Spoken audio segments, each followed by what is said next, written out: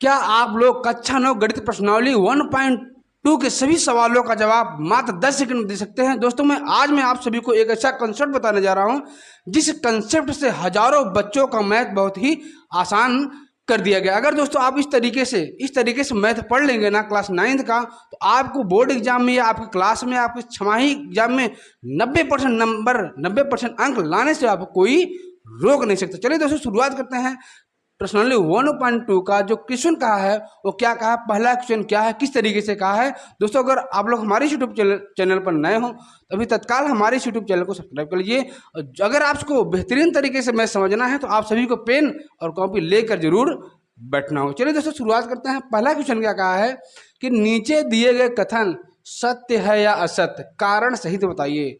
जिन दोस्तों को मैथ अच्छे से समझना है, जो तरीका मैं बता रहा हूँ इस तरीका अपना लेंगे ना, तो आपको एक भी सवाल लगाने में बिल्कुल समस्या नहीं होगा। तो चलिए दोस्तों शुरुआत करते हैं। पहला क्वेश्चन क्या कहा है, पहला क्वेश्चन ये कहा है कि संख्या रेखा पर स्थित प्रत्येक बिंदु एक परिमेय संख्या को निरूपित करता है। क्या कि संख्या रेखा पर स्थित प्रत्येक बिंदु एक परिमेय संख्या को निरूपित करता है। तो दोस्तों जो संख्या रेखा होता है ना, ये जो संख्या रेखा होता है ये क्या होता है, माइनस अनंत से लेकर के प्लस अनंत तक होता है।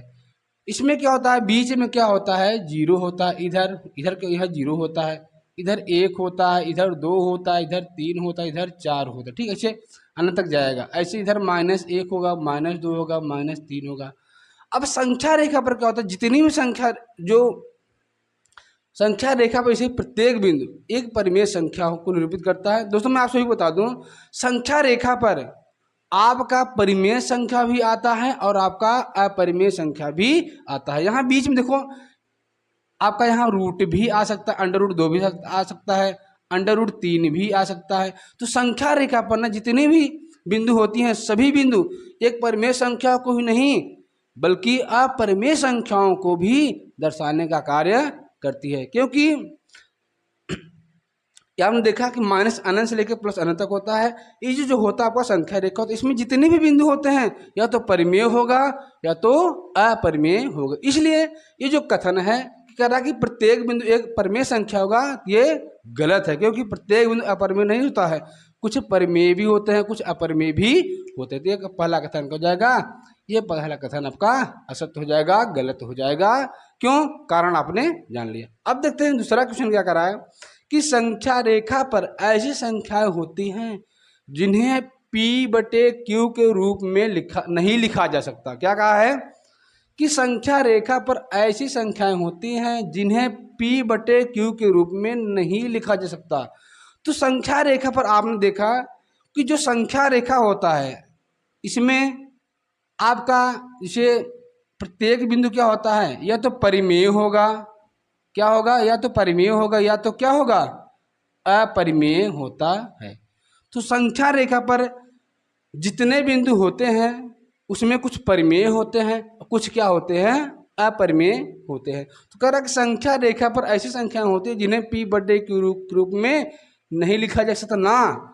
संख्या रेखा पर ऐसी संख्याएं होती हैं जिन्हें हम P/Q के रूप में लिख सकते हैं। तो एक ये भी कथन क्या है हमारा, गलत है। क्यों, क्योंकि संख्या रेखा पर ना परिमेय और अपरिमेय दोनों संख्याएं होती हैं, इसलिए संख्या रेखा पर P/Q के रूप में नहीं लिखा जा सकता, गलत कर रहा है कि जबकि लिखा जा सकता है। तो ये भी कथन क्या है आपका, असत्य है। ये भी क्या आपका गलत है। क्यों, क्यों गलत है, क्योंकि संख्या रेखा पर ऐसी संख्याएं होती हैं जिन्हें हम P/Q के रूप में लिख सकते हैं। ठीक है, उम्मीद करते हैं आप सभी को ये चीजें समझ में आया होगा। देखो कहा कि प्रत्येक वास्तविक संख्या, अगला क्वेश्चन, प्रत्येक वास्तविक संख्या या तो परिमेय होती है या अपरिमेय।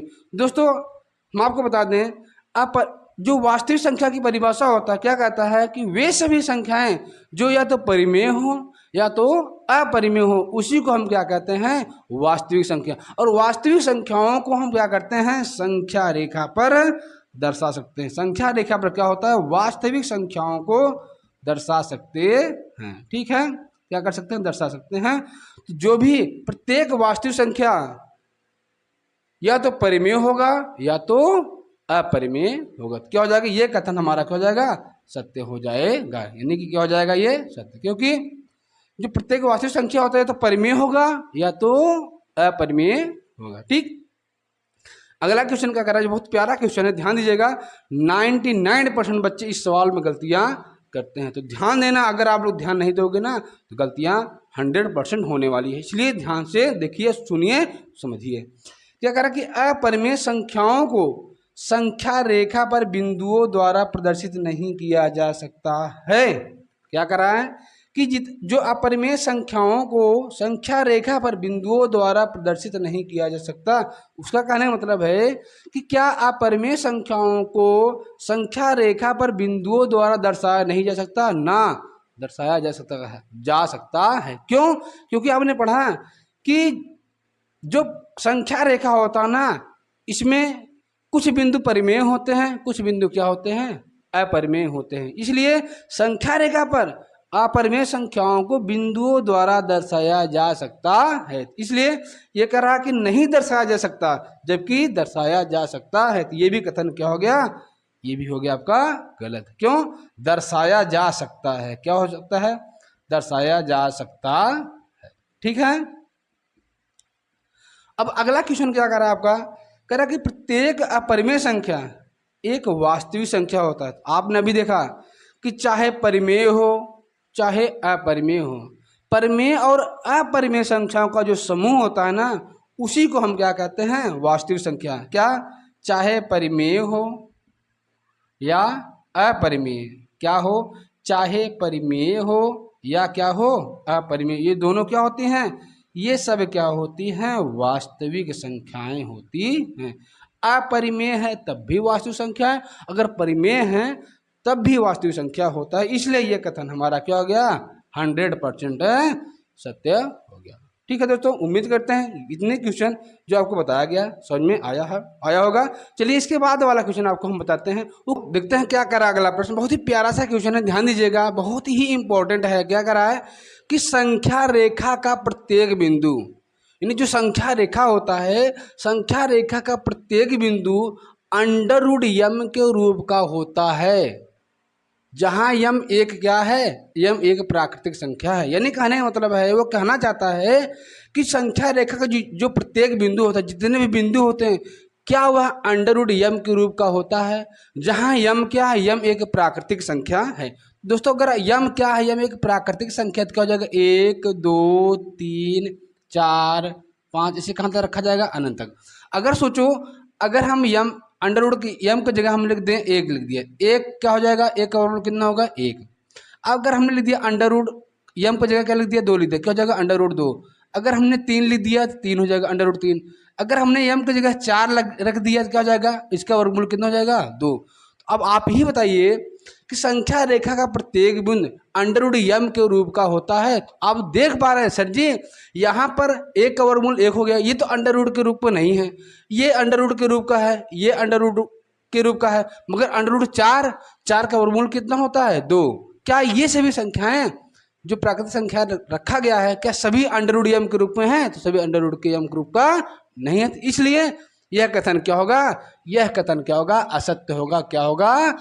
गलत होगा। सभी संख्याएं अंडर रूट के रूप में नहीं होंगी, कुछ अपरिमेय होंगी, कुछ परिमेय संख्याएं होंगी, क्योंकि एक संख्या रेखा पर जो प्रत्येक बिंदु होते हैं या तो परिमेय होगा या तो अपरिमेय। नहीं, परिमेय और अपरिमेय दोनों होते हैं। ठीक, अब अगला क्वेश्चन करा कि प्रत्येक वास्तविक संख्या अपरिमेय संख्या होती है। तो देखो वास्तविक संख्या क्या होता है? वास्तविक संख्या में आपका क्या आता है? इसमें आपका परिमेय और अपरिमेय दोनों आता है। क्या आता है? परिमेय और अपरिमेय दोनों आता है। इसी को हम क्या कह देते हैं? इसी को क्या कहते हैं? वास्तविक संख्या कहते हैं। क्या कहते हैं? वास्तविक संख्या कहते हैं।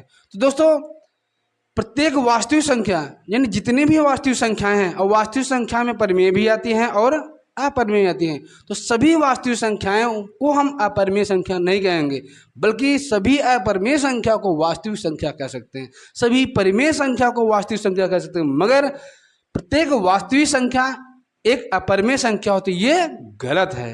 ये चीज़ें क्या है, बिल्कुल सरासर ये क्या है, गलत है। इसलिए भी कथन क्या हो जाएगा, असत्य हो जाएगा। क्यों? क्योंकि प्रत्येक वास्तविक संख्या अपरिमेय संख्या नहीं होता, बल्कि सभी अपरिमेय संख्याएं वास्तविक संख्याएं होती हैं। अब जो अगला क्वेश्चन कहा है, बहुत ही प्यारा क्वेश्चन है, जो कि सबको पता है, ये तो सबको बच्चों को पता है कि पाई एक अपरिमेय संख्या है। आप सभी को पता है कि जो पाई होता है, पाई एक अपरिमेय संख्या है। अगर पाई का मान कहता है ना, तो पाई का मान क्या होता है, वह एक परिमेय संख्या होता है। तो ये क्या होगा, ये कर रहा है, क्या कह रहा है, आइए देखते हैं।